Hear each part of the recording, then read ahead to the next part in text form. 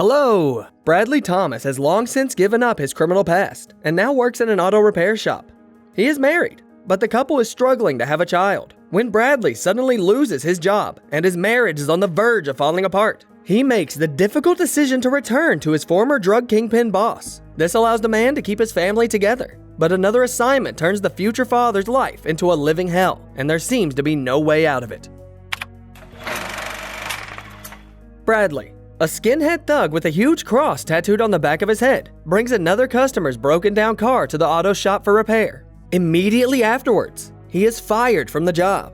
But it's not the man's fault. The company is having a hard time, and he's not the first one to be treated this way. The other employees respect him and promise to let him know as soon as there are more vacancies in the company.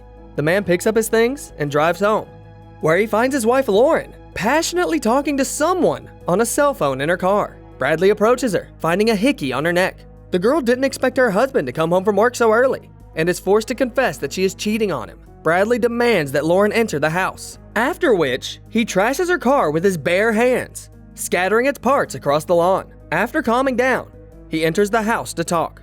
The couple's relationship has been falling apart for a long time. They barely communicate, yet Bradley says he's just found a part-time job. He is surprisingly cold-blooded and offers to start over. Try to have another baby. We don't pick up where things went bad for us. But now, the only job they have is Lauren's irregular earnings. So Bradley says he will go back to the drug business. The wife is not happy about this decision. You're gonna be a drug dealer? No, I'm gonna drive packages for a friend. But Bradley promises that he won't be doing this forever. They'll just have to be patient for a while. Lauren trusts her husband's words and agrees to the risk. A year and a half later, the man delivers yet another shipment and drives home with his earnings. Out of caution, he leaves his work car in the bushes away from the house and changes its license plate. Bradley walks into the big new house, where he meets his pregnant wife, whom he protects even from slicing lettuce with a kitchen knife. He carries her in his arms to the second floor, where there is already a small crib in the nursery. The idyll is interrupted by a call from Bradley's boss, who demands an urgent visit to his mansion. At the meeting, Gil introduces the man to his new partner, the Mexican Eliezer, and his 2 delivery men, with one of whom, Roman, the man refuses to work. I'm not doing a pickup with him. And for what reason? He looks like he's using. But Gil has already decided that the deal will go through, and he eventually convinces Bradley by offering him a 3-month vacation after the birth of his daughter. The father is counting days until her birthday.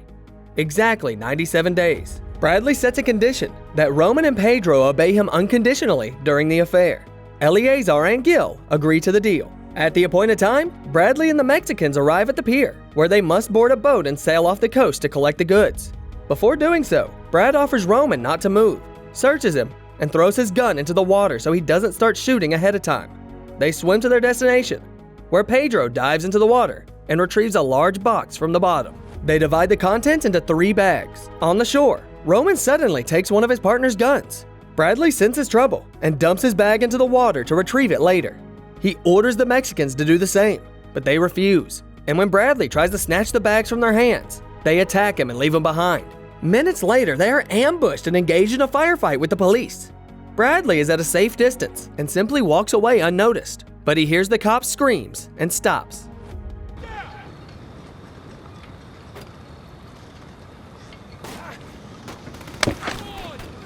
You stupid.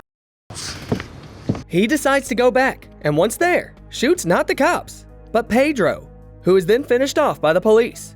Bradley hides from Roman's retaliatory shot underwater, and after injuring his leg on nails protruding from the pier structure, climbs back up to eliminate the Mexican once and for all. Immediately thereafter, he finds himself surrounded by law enforcers. When questioned, Bradley doesn't turn in his boss and his partner, for which the detectives promise to send him to prison for at least 5 years. He will miss the birth of his daughter and a lot of other important events. Your wife told me that you were gonna have a baby girl. You'll be in prison when she says her first word. Lauren visits her husband and hears from him that it is better for her not to come to the trial, so she doesn't have to worry too much. He will definitely get at least 4 years, and his wife will have to cope on her own. Bradley is happy about the visit, but doesn't want his daughter to see him in prison. Lauren promises to wait for him, though the verdict is disappointing. I hereby sentence Bradley Darrell Thomas to be incarcerated for 7 years. The prison, which everyone calls the Fridge, is medium security, which in no way protects against constant humiliation. At the entrance, with the rest of his personal belongings, he is required to leave his wedding ring because prisoners are not allowed to wear jewelry worth more than $75. Only an elderly inmate nicknamed Lefty is kind to the newcomer and walks him to his cell, telling him about the local customs. He went to prison as a drug addict for killing 2 men during a robbery. A floor guard notices the muscular prisoner and questions Bradley about his boxing past. In the cell, Bradley lets his emotions go, and in a rage at being locked up for so many years, tries to trash the room, though all objects in it turn out to be impact resistant. His leg continues to bleed, but the man does not complain and endures the pain. While roll call is taking place in the prison at night, Lauren is awakened by an alarm in her home. Someone is broken in. The girl tries to defend herself with a gun, but gets put to sleep with darts shot through the window and is abducted. In the morning, a female curator tells Bradley that Lauren's doctor has called and told him that his wife is having complications with her pregnancy. He will tell him all the details in person at a meeting at 10 o'clock in the morning. But at the appointed hour, when Bradley goes to the meeting window, he sees an unfamiliar gray-haired man there. He informs him that he works for Eleazar and shows him a picture of kidnapped Lauren and a man next to her. There is an abortionist from Korea. He works for my employer. Bradley is forced to remain silent as the old man threatens to leave if the guards suspect anything. He gives the guy an assignment to kill an inmate named Christopher Bridge, who is being held in another prison, Redleaf. It is a stricter facility, and you can get in if you violate the regime and cause trouble. If Bradley refuses, the surgeon will start cutting off limbs from his unborn daughter to send them to him in a package. Bradley walks away and doesn't show that there is a storm boiling up inside him. He is forced to accept his hopeless situation and attacks the guard who asked him about boxing and is in charge of the boxing club at prison. Bradley is clearly more experienced and breaks his opponent's arm and then resists the convoy, injuring another guard. This is how he gets his ticket to the Redleaf Maximum Security Prison.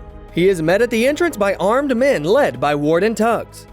He orders the prisoner's personal belongings to be thrown directly on the ground, his wedding ring bouncing off the pavement. The man is handcuffed, and Tuggs asks if he wants to test the local guard's toughness with his fists. Prisoners are expensive, and we're only too happy to help the state balance its budget by deploying some cheap lead.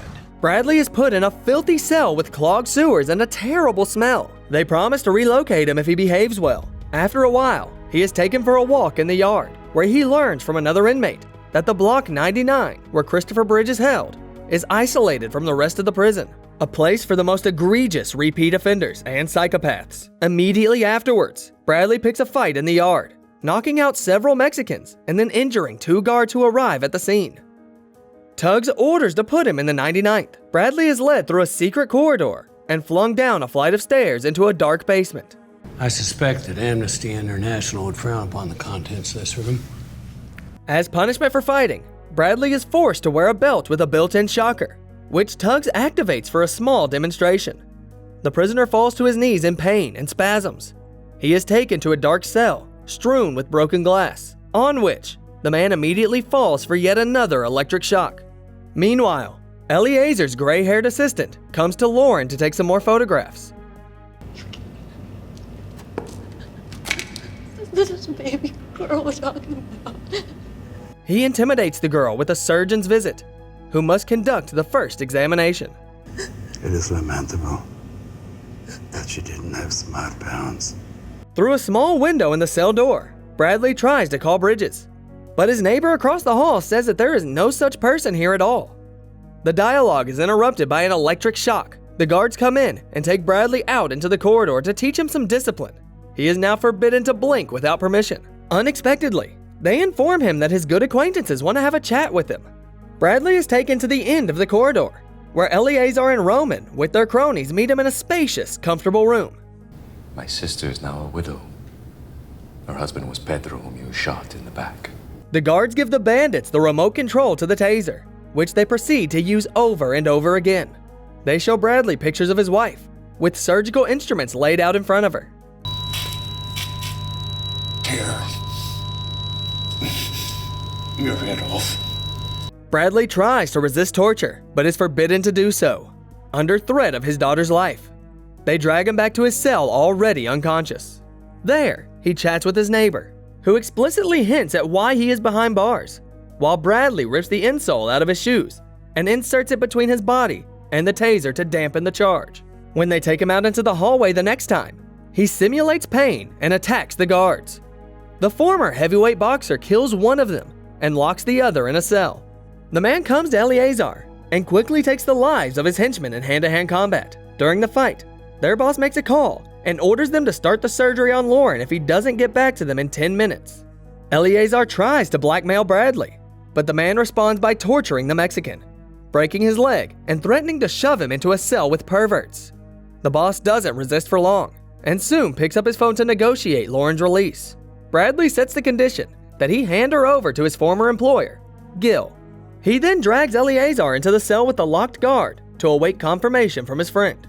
Warden Tug and his men arrive in Block 99, but Bradley threatens to kill 2 hostages if he misses an important call. He promises to surrender in exactly 1 minute after hanging up the phone. The surgeon and Eleazar's assistant let Lauren go, as ordered, but as they are trying to leave, Gil pulls out a hidden rifle and kills the bastard. Lauren snatches the weapon and finishes off the surgeon, who is trying to escape herself. Always said Bradley picked the winner. Gil informs Bradley that he can finally breathe easy. His family is safe. He hands the phone to Lauren, who offers her husband to say a few words to his unborn child. Bradley wishes the baby girl to grow up smart and healthy, and Lauren says she's moved in response.